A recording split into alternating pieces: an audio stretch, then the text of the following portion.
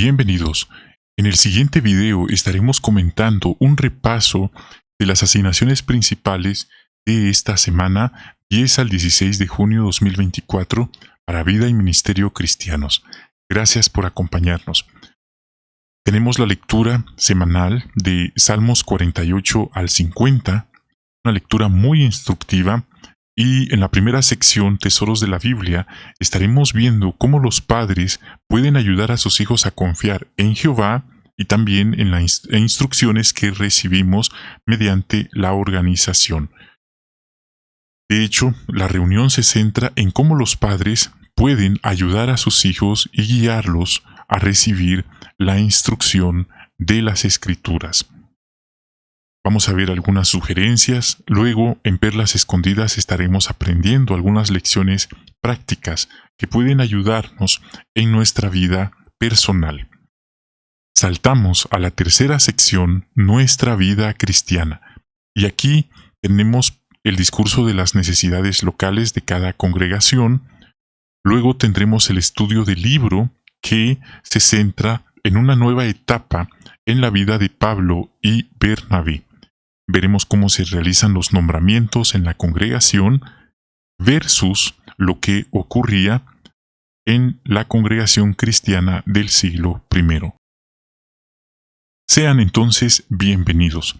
Vamos a dar inicio con el primer discurso de los tesoros titulado Padres, ayuden a sus hijos a confiar cada vez más en la organización de Jehová. ¿Ha observado alguna vez estas carreras de relevos en las cuales ellos se pasan uno al otro? Este bastoncito o estafeta es el término. Esta carrera de estafetas nos ayuda a entender el título de este discurso. Padres, ayuden a sus hijos a confiar cada vez más, en primer lugar, en Jehová y, por supuesto, en la congregación, en la organización. Los padres llevan corriendo mucho tiempo la carrera espiritual y también la carrera de la vida. En cierto modo, los padres tienen más experiencia, más conocimiento, más sabiduría que los hijos. Pero llega el momento en que los padres, de alguna manera, van a transmitir toda esta experiencia, haya sido buena o mala, todo este conocimiento espiritual a sus hijos. Y los hijos continuarán ellos con su vida, corriendo la carrera espiritual, la carrera de la vida, y qué mejor que ayudarlos transmitiéndoles, compartiéndoles esta estafeta, este conocimiento, este legado espiritual que vendría a ser como esta estafeta que se aprecia en la imagen. Este fue un ejemplo nada más, pero es un buen ejemplo que se relaciona y se aplica con este tema. Vemos juntos las palabras del Salmo 48, 12 y 13. Marchen alrededor de Sión, den la vuelta completa, cuenten sus torres, fíjense bien en sus murallas defensivas, examinen sus torres fortificadas para que les hablen de esto a las generaciones futuras. Aquí se habla de hablar a las generaciones futuras. En tiempos bíblicos, los israelitas, cada sábado o Shabbat, ellos apartaban ese día a partir del viernes en la tarde, a partir de que caía el sol y ya estaba oscuro. Poco después de las 6 de la tarde, ellos empezaban a guardar el Shabbat. No prendían el fuego, y esto era porque prender el fuego implicaba salir, recolectar leña, implicaba algún trabajo, y estaban preparados en cuanto a qué iban a comer en el Shabbat, en el sábado, y ellos estaban nada más enfocados en Jehová, en la Torá, en la ley de Jehová. Y no solo los padres, involucraban a sus hijos, conversaban con ellos comían alimentos que ya habían preparado y tenían conversaciones. No había internet, no había redes sociales, no había televisión, no había radio. Nada más esta práctica de orar y guardar el Shabbat. recordamos que esta no fue una ocurrencia de Moisés, esta no fue una idea que alguien tuvo por allí, esta fue una celebración que Dios mismo le había estipulado a su pueblo. Y esto lo encontramos desde el libro del Génesis, que Dios procedió a descansar el día del sábado, no porque estuviera fatigado, sino en el sentido que cesó de trabajar. Y Él transmitió este mandamiento a su pueblo. De hecho, forma parte de los 10 mandamientos. Claro, hoy nosotros ya no lo observamos porque se nos ha dicho que no estamos bajo la ley, pero el punto principal, la lección práctica que vemos acá, es que los israelitas, los cabezas, le enseñaban a sus hijos sobre Jehová. Y el principio, la lección práctica es para nosotros apartar tiempo en nuestro horario para leer y hablar de la Biblia con nuestros hijos. Tenemos la adoración en familia, a lo mejor la estamos celebrando, o a lo mejor no, pero eso es determinante. ¿Por qué? Porque ahí le estamos compartiendo a nuestros hijos esta herencia espiritual. Es algo muy importante. El ejemplo, las palabras, al final, quedarán guardados en el corazón de los hijos.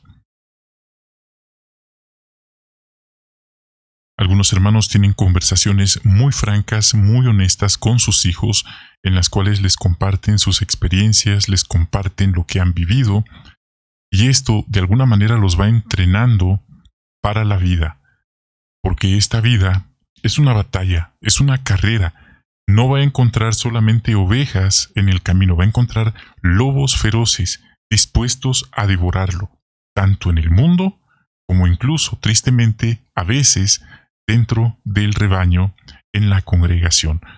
Así es que los padres cumplen un rol determinante en preparar a sus hijos y forjarlos para esta carrera espiritual, para la vida, para que aprendan a cuidarse, aprendan a confiar en Jehová, principalmente a depender de Él, también a cuidarse de malas personas que encuentren en su camino.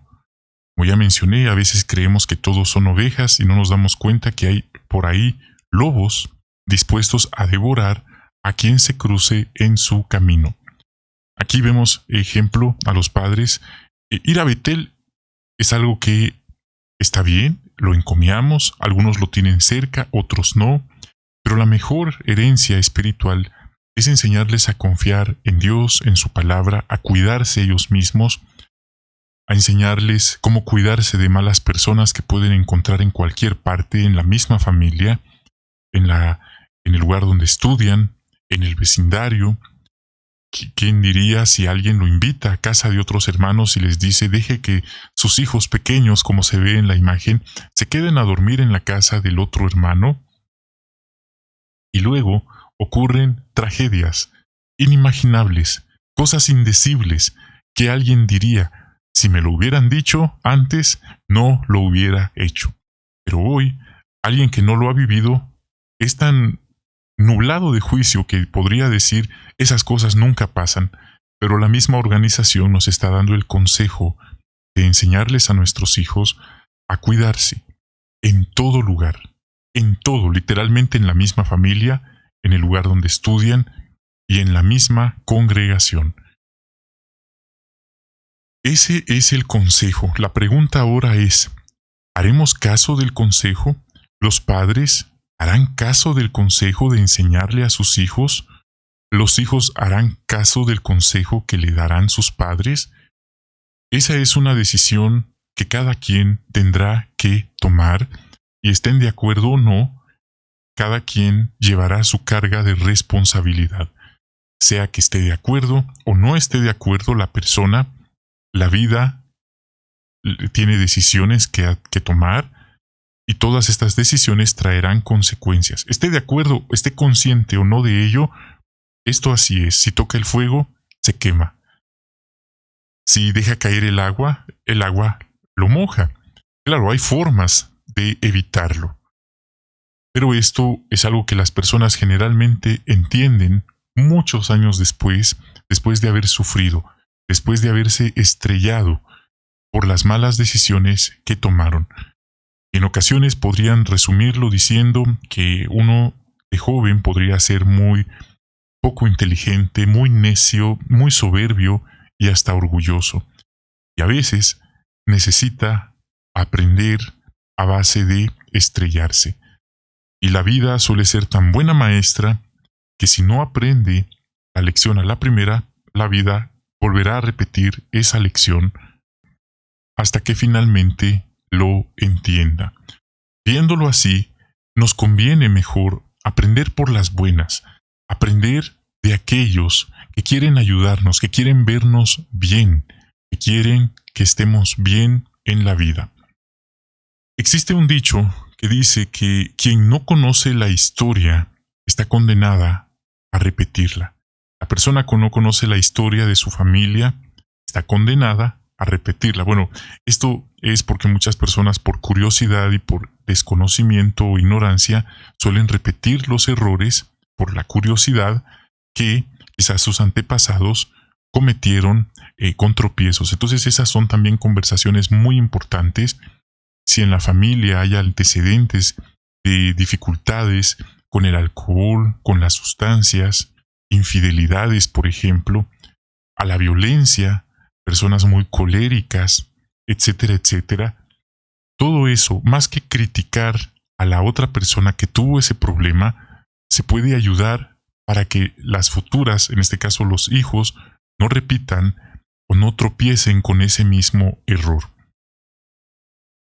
Es importante enseñarles la historia de la Organización de Jehová. Hay videos en JW, hay películas también, la historia local del lugar donde están asistiendo, pueden comentarlo, qué cosas han ocurrido, para que ellos estén informados de todo eso y también siempre tomen sus precauciones, ya que no todo es color de rosa, no todo es perfecto, como a veces puede salir en un video. Por eso es importante hablar con honestidad y transparencia de las cosas. Y lo más importante, las palabras pueden animar, pero el ejemplo, sin duda, mueve. Con el ejemplo, los padres pueden ayudarles a seguir la guía de Jehová. Entonces, no es lo mismo un padre que se queda en casa viendo televisión, que se queda viendo fútbol, mientras su familia y sus hijos van a la reunión solos, pero papá no va, porque él está viendo televisión, él está viendo su partido de fútbol, y no va a ir a la reunión porque tiene que ver su partido deportivo. Sin duda, son nada más palabras, pero si él los lleva con ellos, ese ejemplo les estará enseñando las mejores costumbres que los jóvenes pueden adquirir en estos tiempos.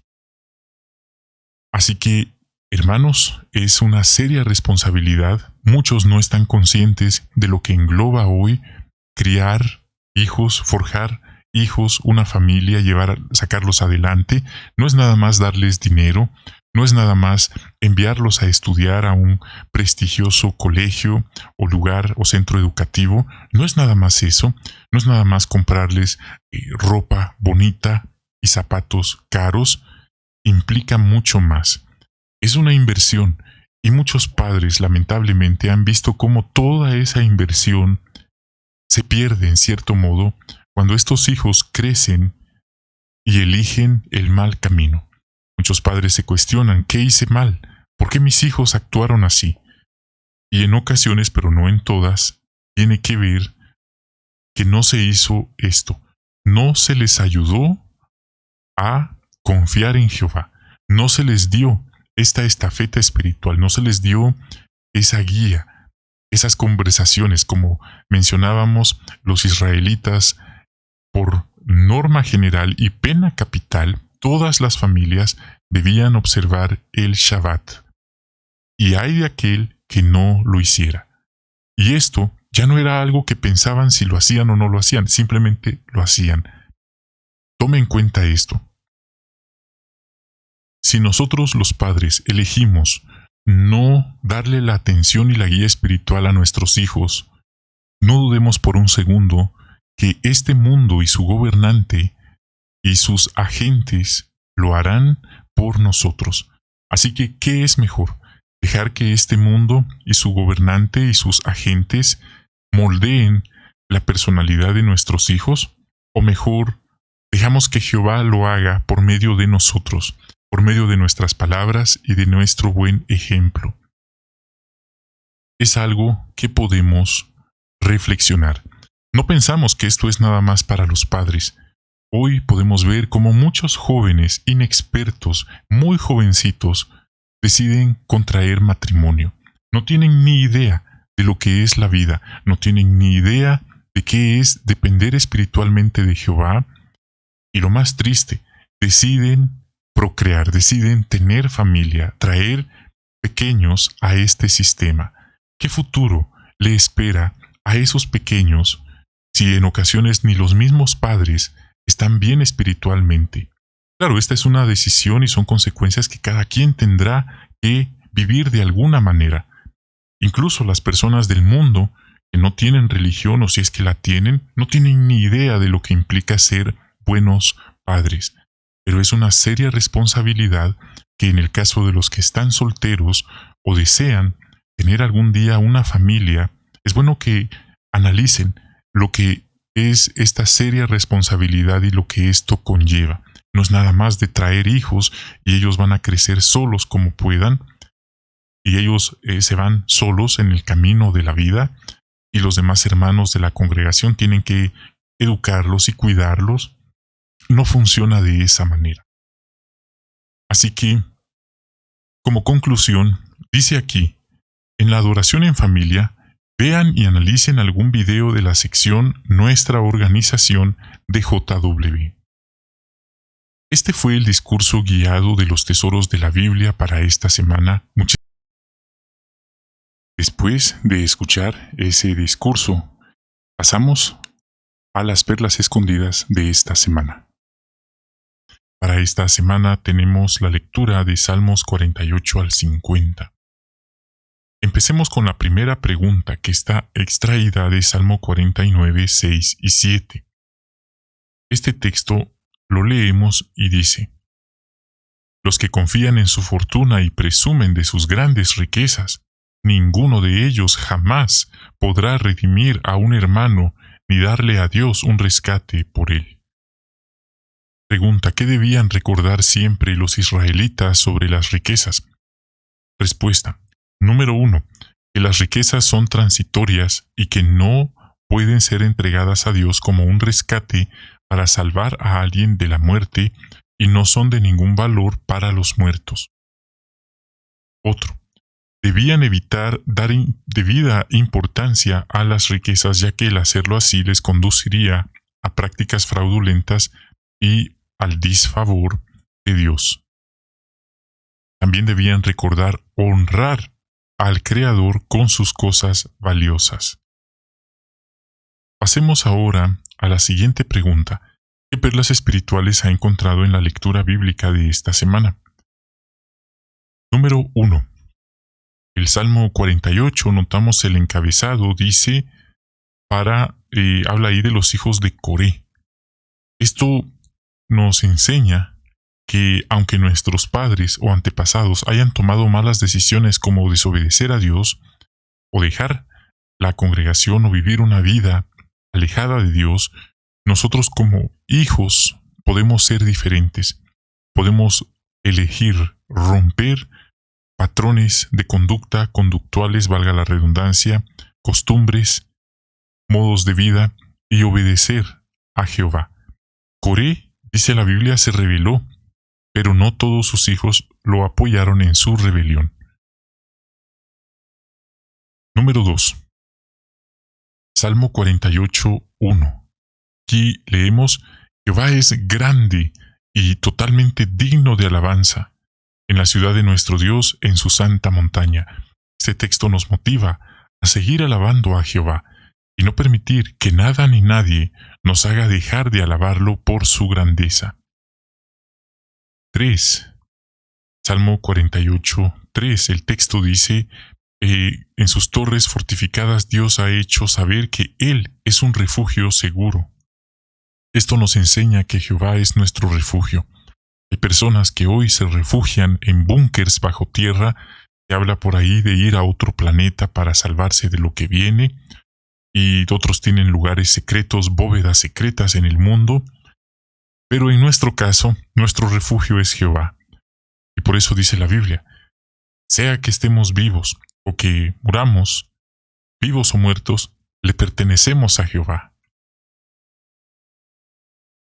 Número 4. Salmo 48, 9.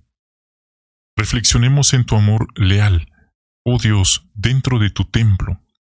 Bueno, aquí habla de reflexionar en el lugar de adoración de Dios, y esto nos enseña la importancia de estar enfocados en las reuniones. Es tan fácil distraernos, especialmente si nos sentamos atrás y empezamos a ver a los que van llegando, a los que ya están, cómo van, etcétera, etcétera. Nuestra mente puede empezar a divagar. La organización nos ha recomendado mantener la vista fija en el orador, tomar apuntes, descansar y alimentarnos bien para poder estar concentrados. Número 5. Salmo 48, 13.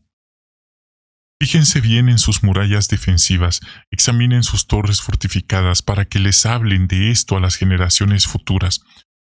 Esto nos enseña que lo que hoy hacemos es y será un testimonio, un legado para las generaciones futuras. Por eso conviene esforzarnos por dar un buen ejemplo en nuestra familia y esforzarnos por mantener y cuidar el legado espiritual que hemos recibido. 6. Salmo 49, 3. Mi boca hablará con sabiduría, y las reflexiones de mi corazón revelarán entendimiento. Aquí habla de hablar con sabiduría y entendimiento. Una lección práctica es pensar antes de hablar. A veces puede hacer que digamos lo primero que se nos viene a la mente, y cuando sentimos ya dijimos algo que no debíamos haber dicho, y ese tipo de habla puede ser peligrosa. ¿Por qué? Porque puede causar dolor a los demás. Y esto es peor si la persona que lo dice se vuelve experta, se vuelve como un deporte en sus conversaciones, el sarcasmo, la burla disfrazada de broma. Así que en vez de eso, dice aquí, hablemos con sabiduría que edifique. ¿Ha conocido usted personas así que todo el tiempo están arrojando sarcasmos, indirectas, comentarios que ofenden a los demás y generalmente no tienen nada positivo que decir? Es muy peligroso ese tipo de conducta al relacionarnos con otras personas. Esto pasa en todas partes en el mundo, en el lugar de trabajo, a veces en la misma familia y a veces en la congregación. 7. Salmo 49, 6 al 8. Bueno, aquí dice: los que confían en su fortuna y presumen de sus grandes riquezas, ninguno de ellos jamás podrá redimir a un hermano, ni dar un rescate a Dios por él. Bueno, aquí nos enseña una lección práctica sobre el uso del dinero, y es mejor usarlo con sabiduría, como un medio para un fin. No estamos hablando mal del dinero, pero es un medio para un fin. Ayudar a nuestra familia, a nuestros padres envejecidos, ayudar con los gastos de la congregación. Hay quienes presumen de sus riquezas, pero no son felices y no pueden disfrutar de las grandes riquezas que tienen. Tampoco ayudan a sus seres queridos ni a sus padres, y cuando están solos se dan cuenta que no son felices y que no pueden comprarse un poco de felicidad, un poco de paz y, lo más importante, un buen nombre ante Dios. Por eso, Jesucristo dijo: ¿de qué le sirve a un hombre ganar el mundo si lo paga con perder su alma? 8. Salmo 49, 10. El hombre ve que hasta los sabios mueren, el insensato y el irrazonable desaparecen por igual, y tienen que dejarles a otros su fortuna. Vemos aquí que ni con todo el oro del mundo, estas personas podrían proveer un precio de rescate para rescatar una vida humana. No hay modo de mantener alejada de uno a la muerte. Cualquier o cualesquier posesiones que estas personas acumulan, y todos en general, durante nuestra vida, tendremos que dejarlas a otros que disfrutarán de ellas. Por eso hay unas palabras conocidas que dicen que nadie sabe al final para quién trabaja. Y lo más triste, muchos de ellos mueren y nunca disfrutaron de todo eso que acumularon. Párrafo 9. O número 9, más bien dicho, 49:12, dice: pero el hombre, por muchos honores que reciba, no se mantendrá con vida. No es mejor que los animales que mueren. Algunas personas tienen la esperanza que su propiedad dura para siempre.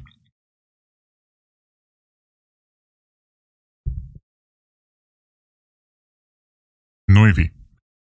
En su interior,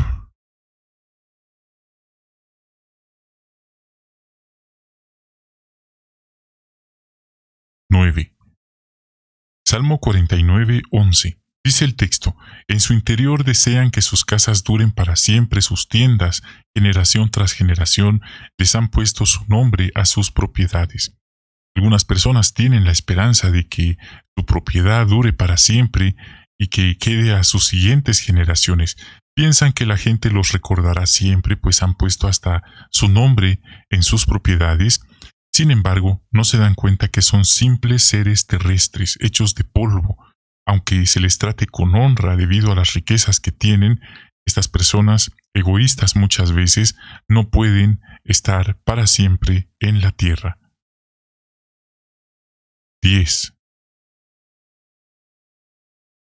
Salmo 49, 13, 16 y 17 nos ayuda a tener un punto de vista realista de la vida y también de lo material. Hay personas que han trabajado muy duro para conseguir grandes posesiones materiales, grandes riquezas, y de repente mueren. De cualquier forma posible. Jesucristo habló que eso le pasa a quien es rico para con él mismo, pero no para con Dios. 11. Salmo 49, 20. Dice: un hombre que no entiende esto, por muchos honores que reciba, no es mejor que los animales que mueren.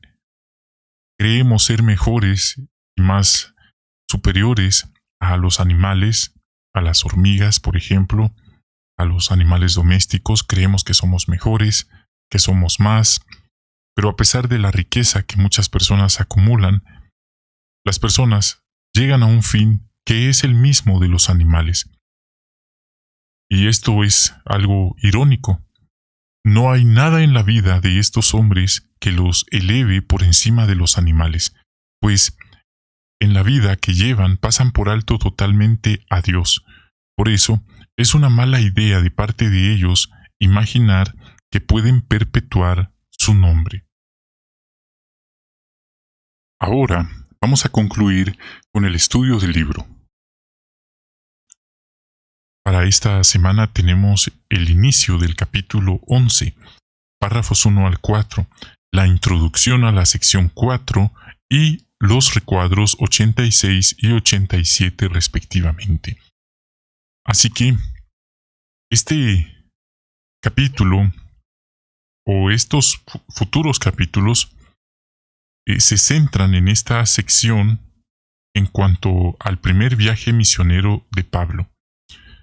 Aunque él fue perseguido en una ciudad tras otra, gracias a la guía del Espíritu Santo, él siguió dando testimonio y ayudando significativamente a establecer o formar congregaciones.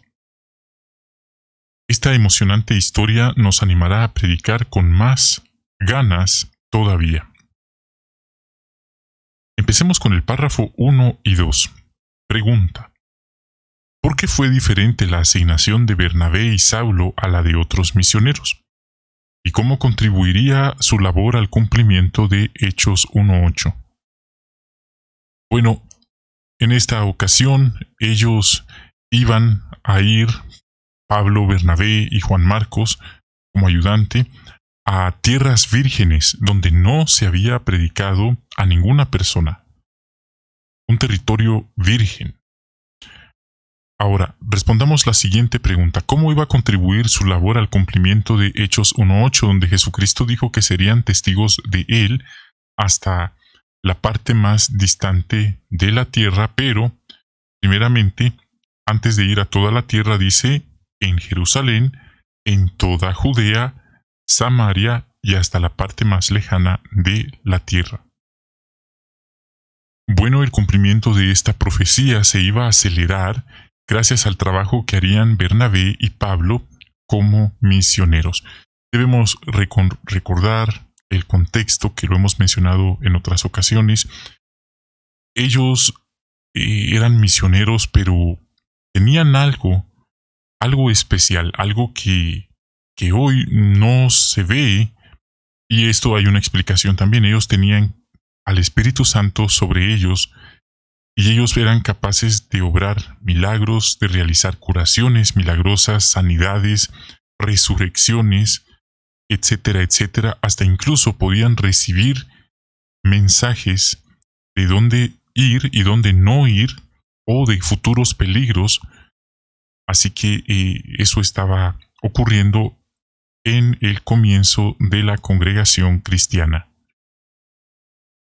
Vamos entonces con este punto. Es muy importante entenderlo y discernirlo, porque hoy, si le preguntáramos a alguien cómo sabe que tiene el Espíritu Santo, quizás diríamos por la forma de tratar a los demás, porque es muy bondadoso, muy amoroso, y eso es en parte cierto. Pero en el primer siglo habían otras credenciales que los acreditaban como portadores o personas o siervos que tenían el respaldo y el apoyo tangible del Espíritu Santo. Este es un tema con el cual probablemente no lo vemos así con mucha frecuencia, pero ahora lo estamos comentando porque es lo que estamos considerando. Sepárenme a Bernabé y a Saulo a fin de que realicen la misión. ¿Por qué eran difíciles los viajes en el siglo I? Porque no habían automóviles ni aviones. Y solo se viajaba a pie y los caminos no eran muy buenos. Otro comentario: después de pasar todo el día caminando bajo el sol, por eso las personas en tierras bíblicas usaban un tipo de turbante en la cabeza, lo que hoy vendría a ser como un sombrero, un buen sombrero que repele los rayos del sol, aunque claro, los rayos del sol de hoy no se comparan a los rayos del sol del siglo I.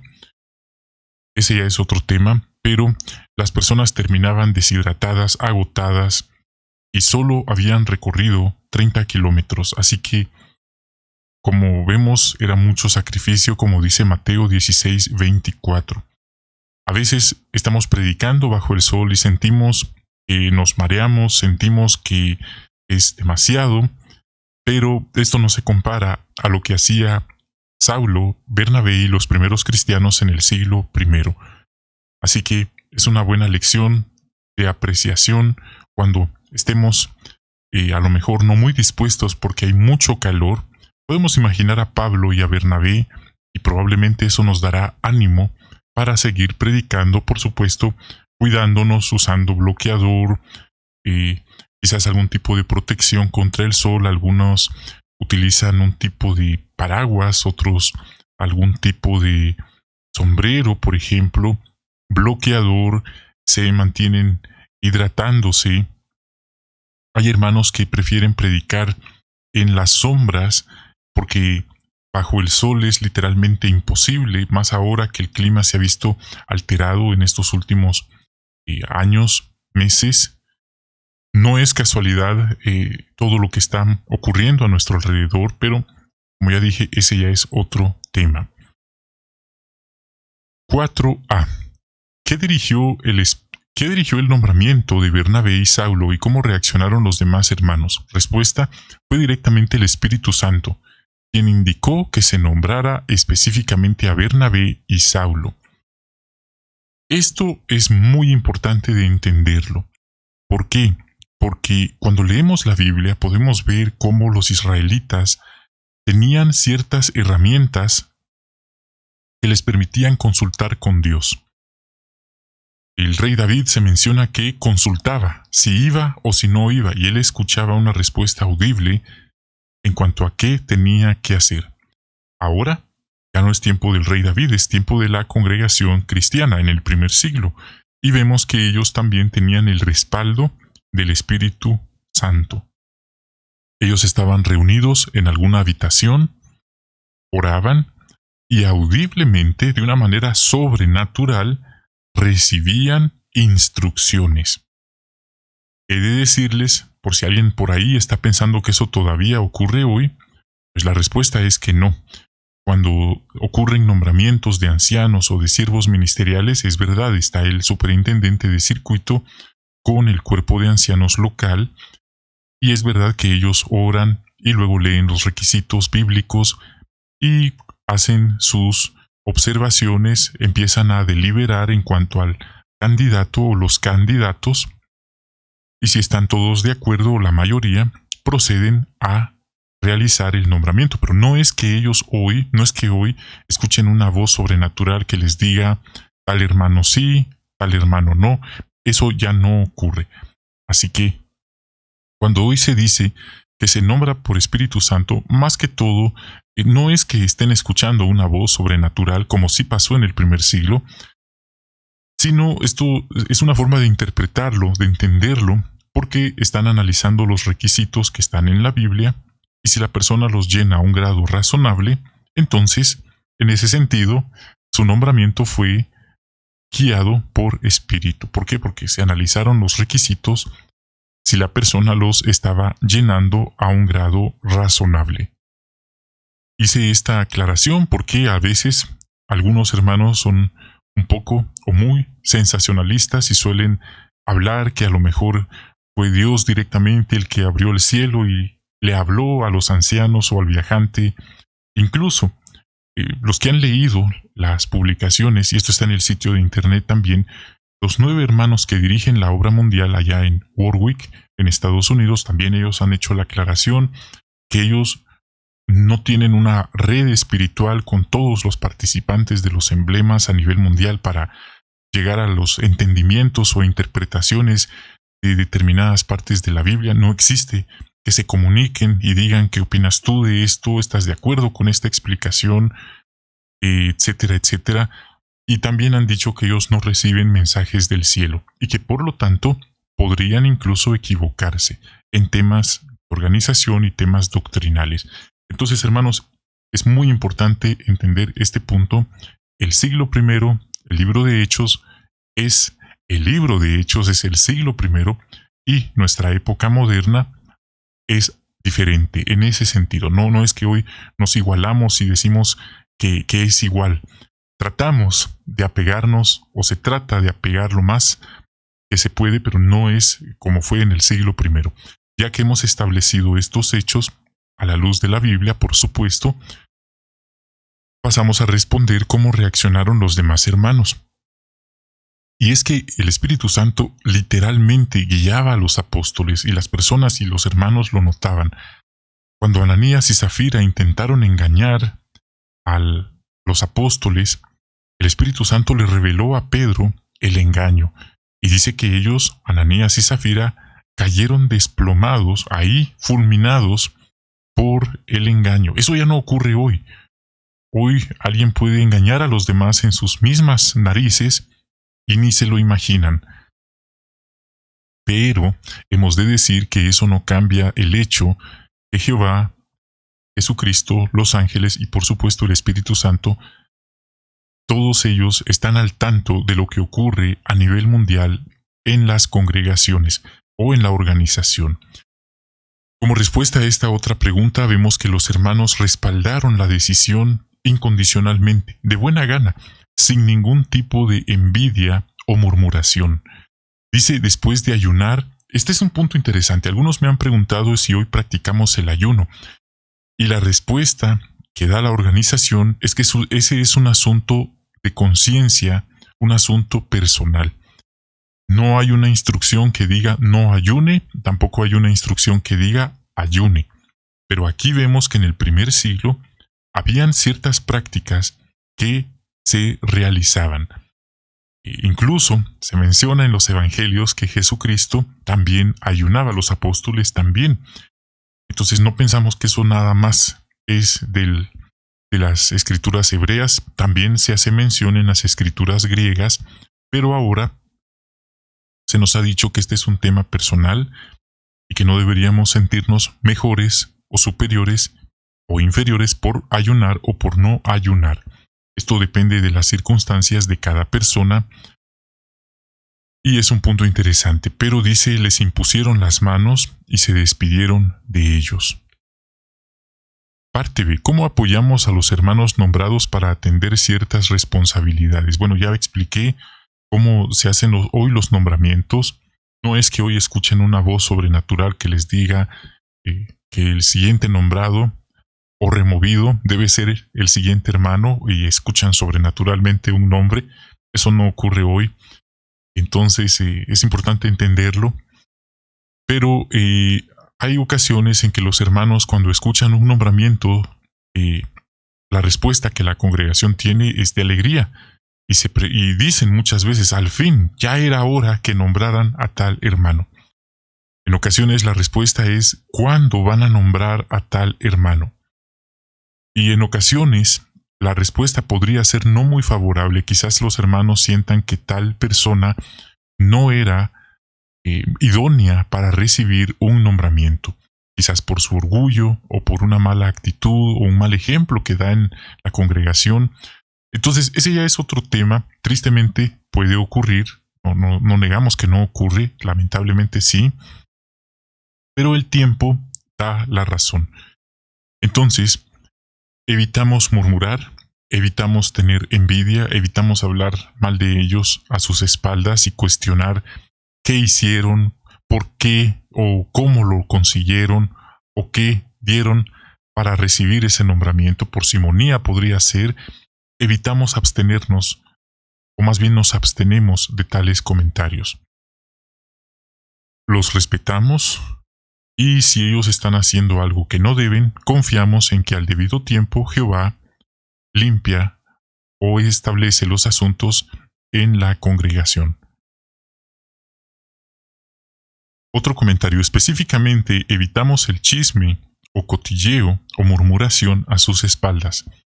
En vez de eso, colaboramos con ellos de buena gana en las reuniones, en la predicación y al realizar las asignaciones que nos dan. Estos fueron los 4 párrafos. A continuación pasaremos a comentar los recuadros.